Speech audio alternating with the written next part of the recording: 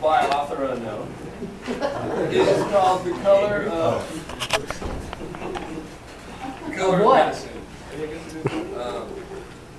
And essentially, the main premise of this article is that there are certain things that paramedics should be allowed to do or should do based on their education and their own personal judgment that may not be in the protocol. And essentially that if we were to have protocols for every single little thing that we do, for every single thing that we do, our protocol would be just ridiculous. We'd have to have another ambulance to tote that around.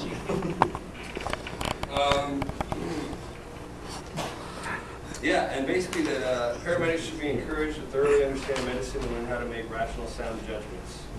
That medics should not deny themselves respectful medical debate because they lose out on the vast pool of knowledge of their collective peer group. So essentially, continue your education. Don't withhold treatment because it's not in your protocol. It's very similar to the article that they have. Thank you.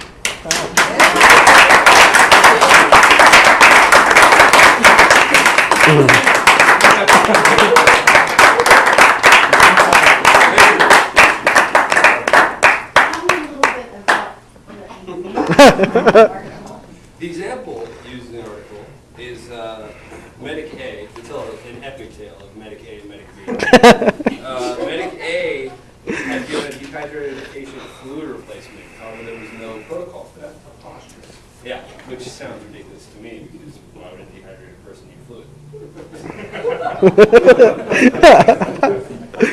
But yeah, there was no protocol for that, but the patient's the patient improved, their condition improved, and Medic B argued that you should never do anything without the protocol. Medic B. Was that a gang sign? What's your little picture? I didn't draw it. Starting I don't know. So go ahead. That was it. And it just went on to say that, we split fractures. We split fractures to give atropine for phosphate poisoning. These are just the examples that they use. We deliver babies. We deliver babies without necessarily written protocols. I thought that the article sort of lacked a little bit in respect because there are protocols for, let's say, I'm sure, giving atropine for phosphate poisoning and whatnot. This was written in like 91 or something, and also in that particular county that was true. Yeah. But there might be in other. So so essentially, I think what it was is that maybe the scope back then was a little more narrow. It's still that one. It's still that way. So it wasn't just back then.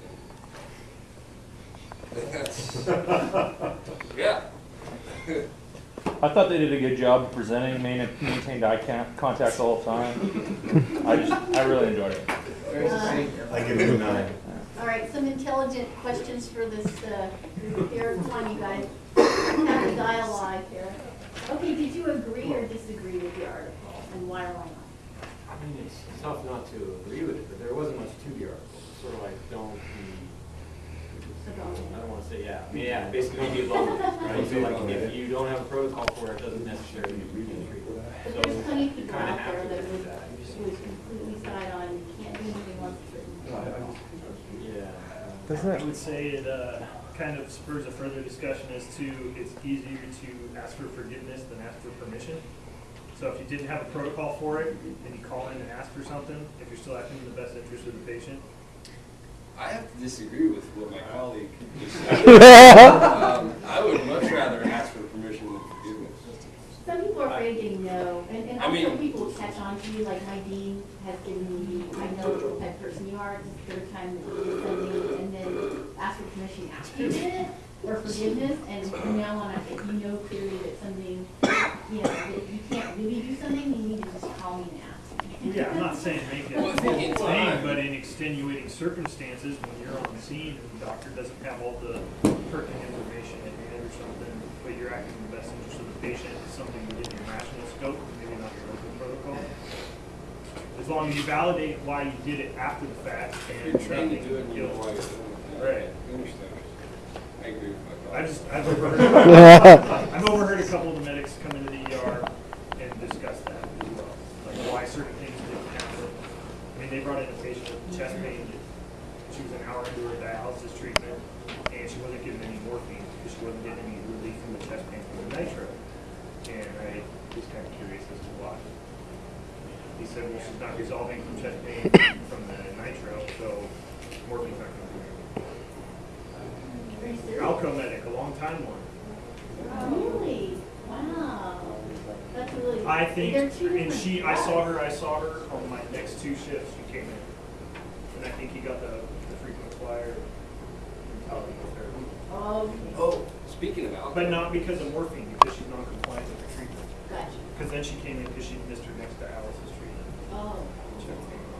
She's a wreck.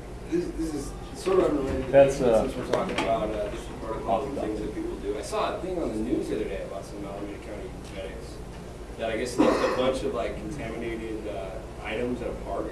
Oh my goodness. There was like empty syringes and like there was like a bunch of handbags with like blood all over them or something like that. Oh, they're working the call. Yeah. They left the girl. You're on camera. So and then what I thought, what Stop, I dude. wanted to mention was, it made me think like, gee, here they are, I think in Alameda County, so Oakland.